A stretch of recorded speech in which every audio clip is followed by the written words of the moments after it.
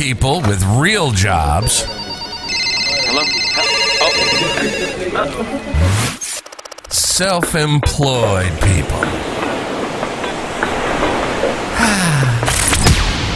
Which do you want to be?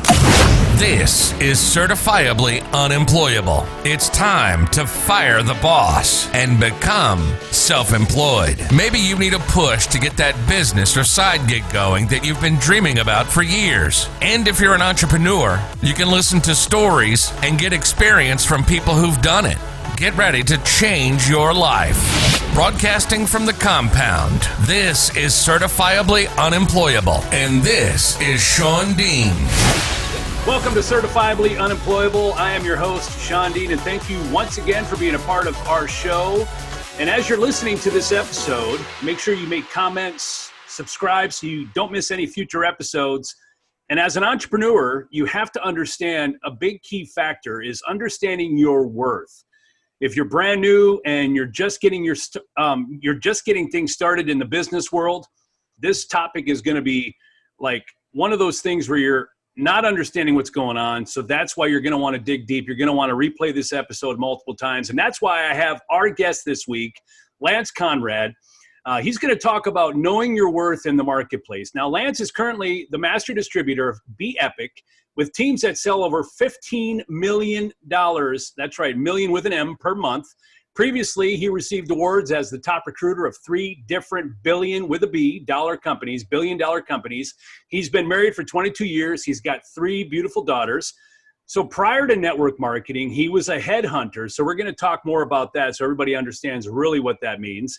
And he's helped hundreds of people earn 6-figure incomes while working from home. So Lance Conrad, welcome to Certifiably Unemployable. Thanks for joining us. What's shaking, Sean? Long time. Super excited to be connecting with you here today. And we'll just have a chit-chat throwdown and hopefully kick some people in the butt and maybe snap them into action, because I think people can make a lot more money than they're making if they just knew what they were worth in the marketplace. So let's talk about it. That's right. So regardless of the industry you're in, whether you're working from home, whether you're in network marketing, whether you're running a retail store, you're running a coffee shop, you're a consultant, it really doesn't matter, because you have to understand what your worth is, what your business is worth, what your product is worth. And there's so many layers to that. So we're going to go ahead first. I want to understand your story, Lance, and how you went from working for somebody to becoming self-employed. So tell me all about that. Yeah, so I started, I came out of college. I was a headhunter. Sounds fierce. Just means I found people jobs for a living. Okay. I worked for a staffing company doing IT or high-tech recruiting. So if you're not really smart, then find smart people jobs and you can make a lot of money. Right. And that was the idea there. And so, I thought I'd struck gold. You know, my first year, I made $100,000 out of college. And 25 years ago, that was, wow, I just struck gold. The next year, I was a top 10 recruiter out of 500 offices across the country, and thought I was just hitting a total home run. And then I started butting heads a little bit with the owner. And, it was a 100% commission job, right? I got benefits and I got a desk to work at, but back then I don't even think we had internet yet. I mean, it was like we were sending faxes and stuff, old school, right?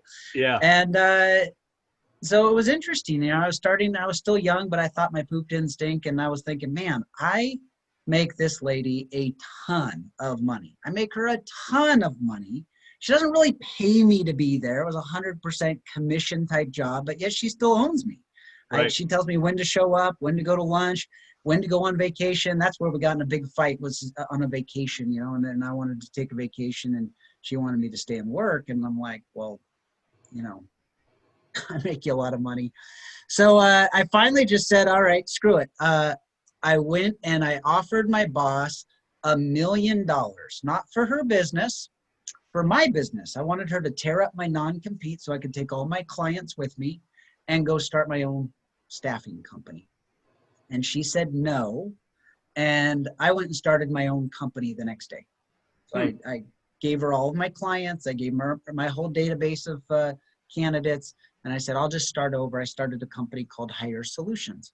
Now, here's the thing behind headhunting that's kind of fascinating is my job was to find really hard to find programmers, mostly, coders, Java, C++, Right. C#, doesn't matter what it was. So That definitely sounds really niche. technical. Definitely a Yeah, niche. Yeah. yeah, niche. Like they were smart guys. Right. But companies want to find the best possible candidate for the least possible price, right? So if the two of us were going to go get a job and we are pretty equal in our coding, but you would take 80 and I need 90, they're going to take you for 80.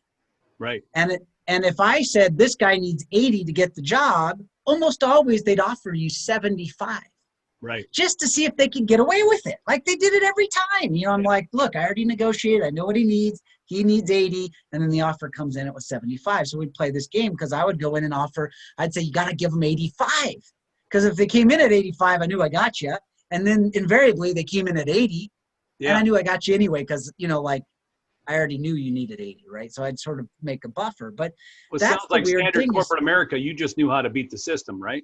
Or you know how to I was work the deal for your client, right? But, and so that's where it sort of hit me is that, like, okay, first of all, people are selling their time for money. If somebody thought you were worth 80 as a programmer, they didn't think you were worth 80. They were willing to give you 80 because they thought you were worth 250. Right. They thought you were worth 300. They weren't willing to pay me $100,000 as a sales rep. They said you could earn it if you produce $250,000 in sales or whatever it was. I don't remember, right? Right. And so companies are leveraging employees because they think their worth is a lot greater. And so at some point I'm like, oh my gosh, like if I'm worth $250,000, if I'm making this lady $250,000 and then from that she's willing to pay me $100,000, why don't I pay for my own phone bill and go make $250,000 or more? Even better, let's get some other people working for me. And so I started my first company was called Hire Solutions. I started my own staffing company. And then from there, I wrote 3 books. I put together an audio CD training, curriculum, and I sold 137 Hire Solutions franchises across the country. And so that was my first big breakthrough as an entrepreneur, as sort of a staffing company and then teaching others to start staffing companies across the country. Okay. All right. So what happened at that point? Because I know you've completely changed industries. You no longer have employees, right? So where did you make the shift there? So in 2008, I sold that company to a publicly traded company. I took a position and a board seat and I got all this stock and I thought, oh my gosh, on paper, I'm worth millions. That company later that year filed bankruptcy. I was broke. So then I went back to staffing, and I've been up and down a couple of times. Thought I made a lot of money in real estate. Real estate market collapses. 2008 comes. I own a staffing company and nobody's hiring. Now all of a sudden I've got $50,000 a month in payables, to my employees and whatnot, lease and all these things, and no receivables. First time in my career, I had no money coming in on the books, and my business was always 2, 3, 4 months out. And I'm looking at the future going, oh my gosh, like I'm in trouble. And I got introduced to the crazy world of network marketing, home-based sales. And at the time, I thought it was crazy because I didn't understand it. But the guy that introduced it to me in 2008, he had a business plan. We're going to create market shares. We're going to take over cities, states, countries. It wasn't some froofy get-rich-quick scheme. Somebody broke was going to teach me how to get rich. This guy had made $20 million working from home. He'd been retired 8 of 20 years.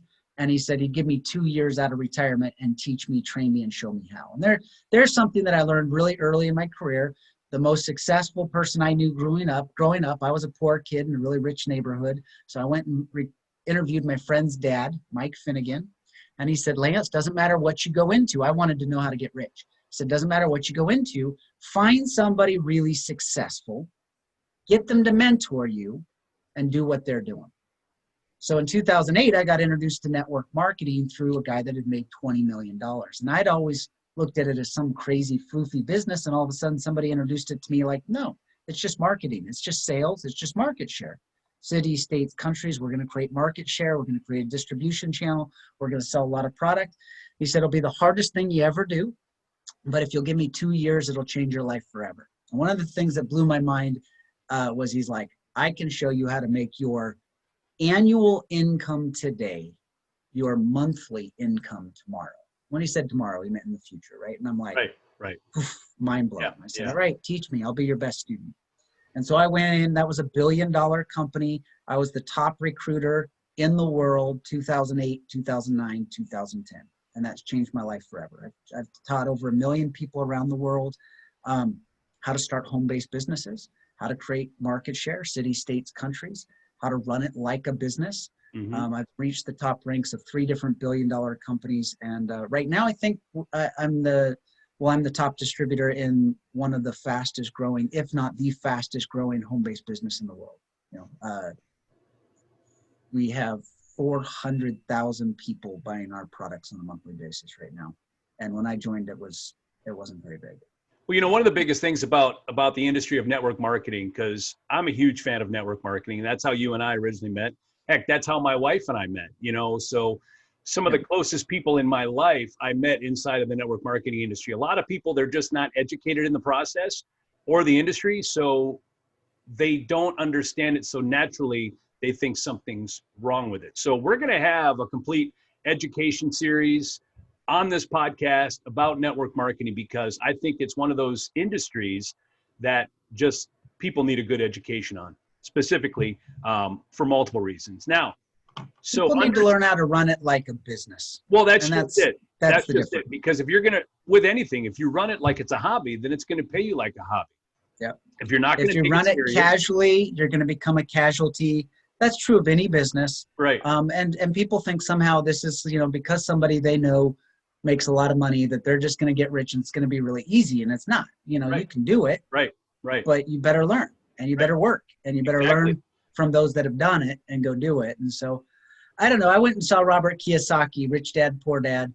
And he said, look, true wealth is made through ownership. You got to own something if you're going to be wealthy. You got to own. He said all the wealthiest people on the planet, with very few exceptions, own a business. He said, so if you want to be wealthy, you've got to own a business, some business somewhere. Right. Now, he said, look, 9 out of 10 businesses fail.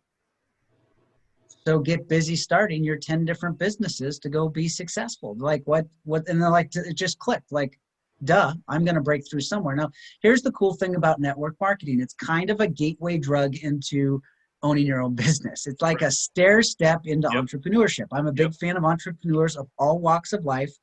Network marketing is a business, but it's a business in a box. Somebody else kind of lays out the rules. They handle the accounts payable, the receivable, the fulfillment.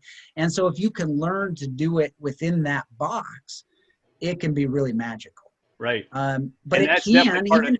Right. Yeah, go ahead. And that's part of the education process. So to kind of stay where we're looking at today with the knowing your worth, I mean, what would you think when someone, whether it is network marketing or whether it's retail, whether it's consulting, whatever the case may be, even they own a lawn business, whatever the case, CPA, whoever, what are some of the key factors to understanding your worth in the marketplace? Well, obviously it depends on what your skill set is, what your background is, but you got to look at what companies are paying you, and then what is the value you bring. I mean, at the end of the day, you need to figure out and quantify what value you bring. Are you increasing sales? Are you retaining customers? Are you improving customer service? Are you improving retention? Are you helping, reduce overhead, reduce costs, increase the bottom line? Like, if you don't know what your value is, then you need to start doing more research and figure out what it is that you bring to the marketplace and quantify that. See, so many people don't understand that. They just figure, I do a job, they give me tasks, I fulfill those tasks. But those tasks contribute to the profitability of some company somewhere. Right. You need to understand what that financial gain is. And if you're not sure what it is, make yourself more valuable. Do something a little bit better. Do something better. And as a business owner, you have to understand what your competitor is doing. You've got to understand, are you going to focus on service? You're going to focus on price, or you're going to focus on quality of product? I've heard many times you normally have 2 of 3. You've got either you have the best price, best service, and the best quality, you pick 2 of 3. Typically, you can't find 3 of 3. Normally, 9 times out of 10, because if you want the cheapest thing, well, you have to understand that maybe the quality and the service ain't going to be the best. So you don't want to go compete with Walmart and Costco and win in that game. So right. Here's what I would recommend if you're an entrepreneur: go read The Purple Cow. And in the book, The Purple Cow, and this is a great self-help book, personal development book. Rich Dad, Poor Dad's another one I would recommend. The Greatest Salesman in the World, Og Mandino, is one I'd recommend. But The Purple Cow talks about what's your differentiating factor. He says, look, if you drove from Utah to Idaho, you're going to pass thousands of cows along the side of the road. And if you got to your destination in Boise, Idaho, and said, hey, Sean, you wouldn't believe I saw all these brown cows on the road, you'd be like, whatever, so did I. I saw thousands of them. Right. But if I was driving through Pocatello and I saw a purple cow on the side of the road, I would tell you, I would tell everybody at that event, I would oh my gosh, I saw a purple. Have you ever seen a purple cow? I got a picture. Have you seen a purple cow, right? And the thing about that is it stands out. Now you don't have to compete on price. You don't actually have to compete on quality because you got the only purple cow on the planet, and it's worth talking about. Right? So if you're going to go compete on ice cream, don't compete on vanilla or chocolate. Go compete with jalapeno cheddar ice cream. Because somebody that tries jalapeno cheddar ice cream is going to tell 10 other people about it. Right. So don't go be a me too in the marketplace. It's too hard to compete. Go be something better, something different, something so much better that everybody wants to talk about it. Right. Oh my gosh, you wouldn't believe what I saw. Or this product did this and it changed my I don't make any money, I don't endorse it. Somebody gave me this patch today. I didn't even show you the name because I don't even know anything about it. I don't know who sells it or whatever. But it was a holy cow, put this patch in your pocket and it's going to improve healing and reduce pain. And he went into all the technology behind it and how it's being used by military and da-da-da-da-da. And I was like, wow, that's cool. I want to tell people about this patch. Now, there's no network marketing. I don't make any money from this. This is just somebody showed me this today and it was worth talking about. The technology that's in this patch is new and unique. And it was like, I've never seen that before. I should go tell my friends about it. I need to try it. This is cool, right? Right. So if you're going to be an entrepreneur, know your worth. Quantify it. If you find that you're worth more than you're getting paid, it's probably time for you to go start something else. Right. Become an expert. Read 10 pages a day on whatever it is you're doing. See, I don't know anything about this patch, but if I was going to go start something to compete with it, I would learn everything about this patch, and you do it 10 pages at a time. Because in 1 year, I will be in the top 5% in the world expert on the technology behind this patch. And in 3 years, I will be the industry leader as far as knowledge on this patch if I would study 10 pages a day. So whatever it is, become invaluable, become the best.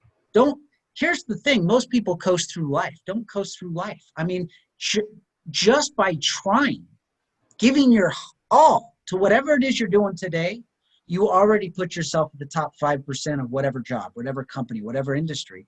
And then if you'll study on top of that, you become an expert. When you become an expert, it's time for you to start your own company. I mean, at that point, why give your expertise to somebody else? They're going to give you a basement bargain price for your expertise. So go share that expertise with the world. Well, if you start your business and you don't understand what your worth is, and if you set your price point too low, now going to raise the prices, it's a challenge. And so naturally, when you start a business, you start with your warm market. You're going to go to your friends and family first because they have trust in you. Then from there, you're going to expand because they're going to refer, they're going to tell people about it. Your passion's going to drive you. But there's going to come a point where everything is going to be relying on the delivery of the product, service, or whatever the end result is, because that's what's going to drive you and your worth of the product, right? Yep. So you've just got to get to that point. Yep. And be obsessive about being the best. I don't care. You know, that was something my mom taught me when I was young. I said, I want to be successful. She said, that's okay. Whatever it is, be the best, be great.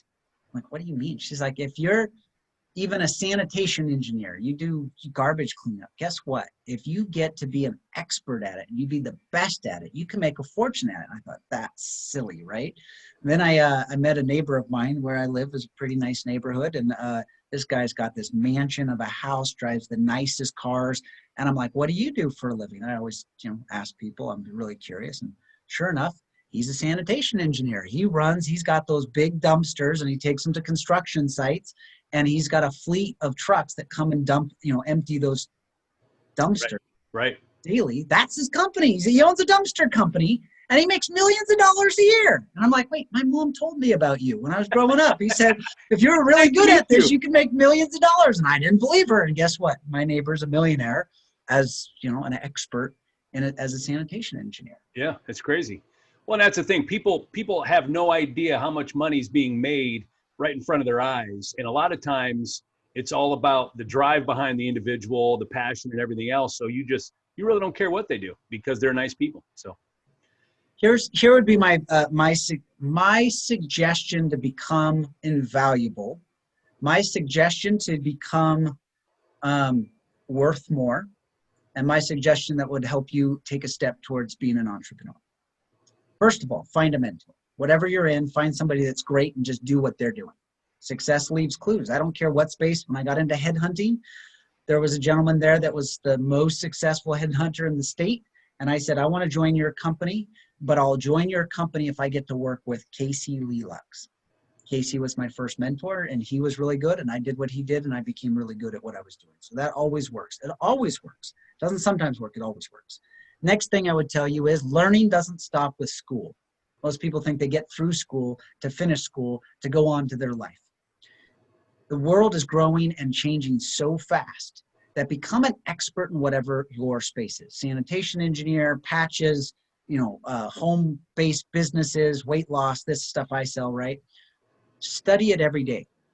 I spend a half an hour to an hour every single day reading books on my industry so that I'm an expert at it, so that I'm one of the best in the world at it. And I am. I'm one of the best in the world at what I do because I've spent 25 years studying and continuing to learn at what I do, right? So I'm an expert. And then when you become an expert, then why give that to somebody else for $80,000 or $100,000 a year? At some point, you learn everything you can from your boss. You learn everything you can from your mentor. You learn everything you can on a daily basis. Make it a habit. 10 pages a day will change your life. And then you take that to the marketplace, and you're worth a lot more than you think.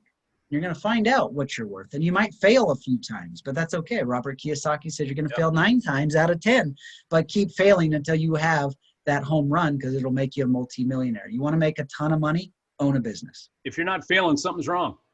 Yep. Because 100%. You really don't know what success is until you fail a couple of times. And then you're like, all right, well, you know what? This is nice.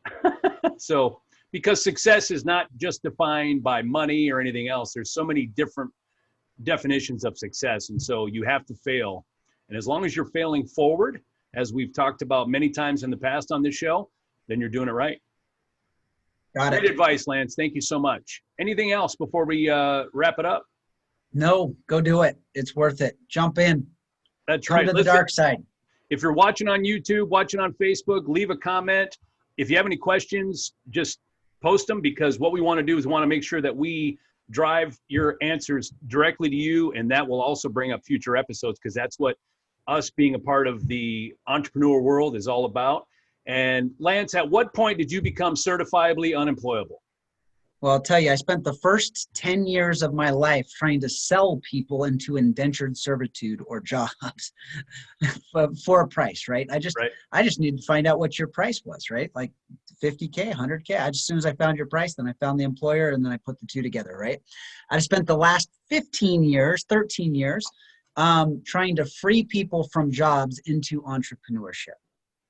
So I guess that's when you became certifiably unemployable. And chasing an opportunity. And people can't afford me. I just well, but isn't it exciting, Lance, to be in the position that you're in, to see somebody when the light bulb goes on and they've just started their own business and they're like, I can do this. I don't need the job anymore. I don't need to work for somebody else. And now they have all the belief in the world, because once someone believes that they can do it, you can't stop them.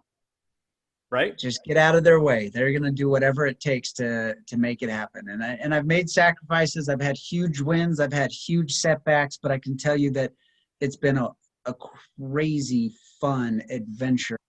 I've trained over 1 million people how to be successful in a home-based business. I've trained hundreds of 6- and 7-figure earners on how to work from home. Mm-hmm. And it's so exciting to see these people light up and free up and fire their boss and own their life. And really that I've tried to get away from what I do, but I enjoy seeing people break the chains of jobs. Yeah.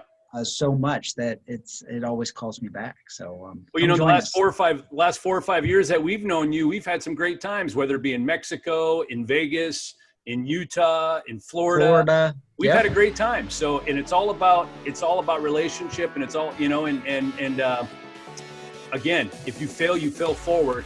That's the key. So, Lance, thanks again. And I look forward to having you on the show again, because there's a lot we can talk about. Like I said, just the topic of network marketing alone and getting people educated, you're going to be part of that series. So we appreciate you.